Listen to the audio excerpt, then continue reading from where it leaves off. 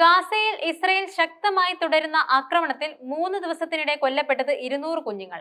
Israel വെടിനിർത്തൽ ധാരണ ലംഘിച്ച് ചൊവ്വാഴ്ച പുനരാരംഭിച്ച ആക്രമണത്തിൽ ഇതുവരെ കൊല്ലപ്പെട്ടത് 506 പേർ. 909 പേർക്ക് പരിക്കേറ്റു.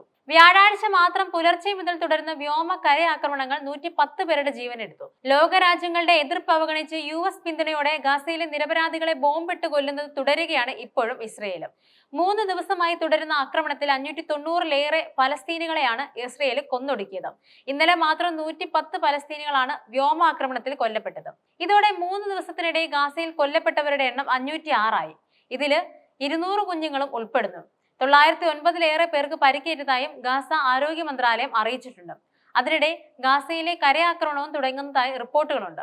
അധിനിവേശ വെസ്റ്റ് ബാങ്കിലും ശക്തമായ ആക്രമണം നടത്തുമെന്ന് ഇസ്രയേലി പ്രധാനമന്ത്രി ബെഞ്ചമിൻ നെതന്യാഹു പറഞ്ഞു. എവിടേക്കും ഒന്ന് മാറി നിൽക്കാൻ പോലും ഇടം നൽകാതെ തെക്ക് ഭാഗത്തും വടക്ക് ഭാഗത്തും ഒരേ സമയം ആക്രമണം നടത്തുന്നതാണ് ഇസ്രയേലി ഇത്തവണ സ്വീകരിച്ച രീതി.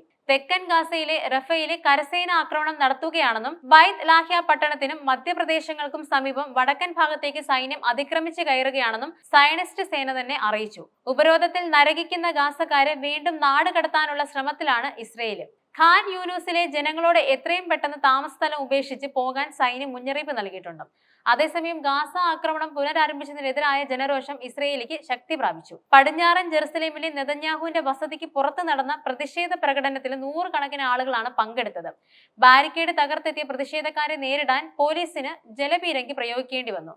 ഗാസ ആക്രമണം ഹമാസിന്റെ പിടിയിലുള്ള തങ്ങളുടെ പ്രിയപ്പെട്ടവരുടെ ജീവന് അപകടത്തിലാക്കുമെന്ന ആശങ്കയിലാണ് ബന്ധുക്കൾ. അതിനിടെ ഇസ്രയേലിന് നേരെ ഹമാസ് റോക്കറ്റ് അയച്ചതായി അൽ ജസീറ റിപ്പോർട്ട് ചെയ്തു.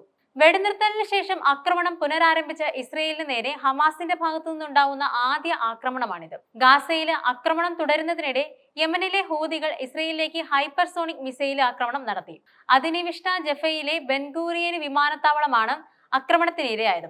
അവിടേക്ക് 2 ഹൈപ്പർസോണിക് മിസൈലുകൾ അയച്ചതായി ഹൂതി വക്താവ് യഹ്യ സരി അറിയിച്ചു. ആക്രമണം ലക്ഷ്യം കണ്ടതായും അദ്ദേഹം അവകാശപ്പെടുന്നുണ്ട്. അതേസമയം മിസൈൽ ലക്ഷ്യത്തിലെത്തും മുമ്പേ തകർത്തതായി ഇസ്രയേൽ സൈന്യം അറിയിച്ചു.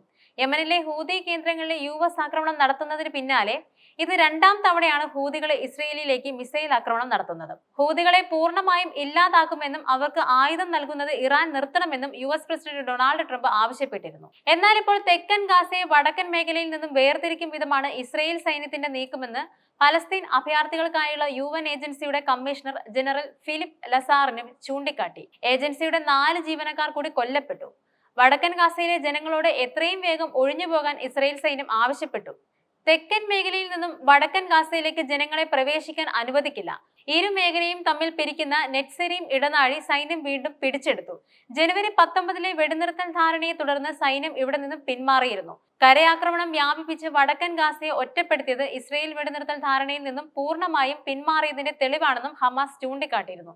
തെക്കൻ ഗാസയിലും ഒഴിപ്പിക്കൽ നോട്ടീസ് നൽകിയിട്ടുണ്ട്. അതിനിടെ ഗാസയിൽ ആക്രമണം പുനരാരംഭിക്കാൻ കാരണം ഹമാസ് ആണെന്ന് അമേരിക്ക UN രക്ഷാസമിതിയിൽ പറഞ്ഞു. ഗാസയിൽ ഇസ്രയേൽ നടത്തുന്ന ഉപരോധം അന്താരാഷ്ട്ര നിയമങ്ങളുടെ ലംഘനമാണെന്ന് ബ്രിട്ടൻ നിലപാടെടുത്തിരുന്നു. ഇസ്രയേൽ ആക്രമണത്തിൽ ഖാൻ യൂണിസിൽ തകർന്നടിഞ്ഞ കെട്ടിടാവശിഷ്ടങ്ങൾക്കിടെ തിരച്ചിൽ നടത്തിയ രക്ഷാപ്രവർത്തകർക്ക് ലഭിച്ചത് 1 മാസം പ്രായമുള്ള പെൺകുഞ്ഞിനെയാണ്. തകർന്നടിഞ്ഞ കെട്ടിടത്തിൽ തിരച്ചിൽ നടത്തിയവരാണ് കുഞ്ഞിന്റെ കരച്ചിൽ കേട്ടത്. കൽക്കൂമ്പാരങ്ങൾക്കിടയിൽ പരിക്കേറ്റ നിലയിലായിരുന്നു കുഞ്ഞുണ്ടായിരുന്നത്.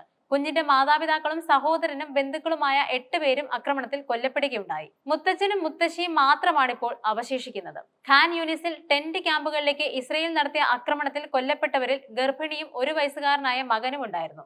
വെടിനിർത്തൽ ധാരണ ലംഘിച്ച് ഇസ്രയേൽ കഴിഞ്ഞ ദിവസം ഗാസയിലേക്ക് നടത്തിയ വ്യാപക ബോംബാക്രമണത്തിലാണ് മുവാസിയിൽ ടെന്റ് കെട്ടി താമസിച്ചിരുന്ന 20-കാരിയായ അഫ്നാൻ അൽ ഗാനമും മകൻ മുഹമ്മദും കൊല്ലപ്പെട്ടത്. അഫ്നാൻ 7 മാസം ഗർഭിണിയായിരുന്നു.